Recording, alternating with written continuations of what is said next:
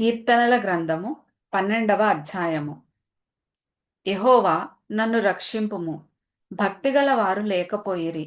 విశ్వాసులు నరులలో నుండకుండా గతించిపోయిరి. అందరూ ఒకరితోనొకరు అబద్ధములాడుదురు. మోసకరమైన మనస్సు గలవారై ఇచ్చకములాడు పెదవులతో పలుకుదురు.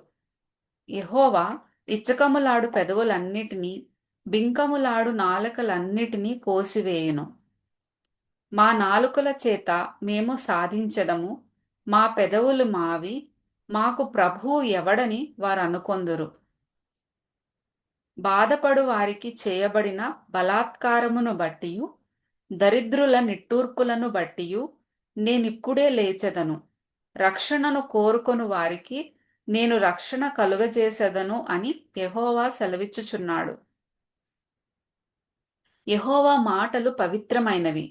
అవి మట్టి మూసలో 7 మారులు కరగి ఊదిన వెండియంత పవిత్రములు. యెహోవా, నీవు దరిద్రులను కాపాడెదవు.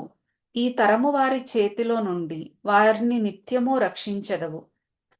నరులలో నీచ ప్రవర్తన ప్రబలమైనప్పుడు దుష్టులు గర్విష్ఠులై నలుదిక్కులా తిరుగులాడుదురు.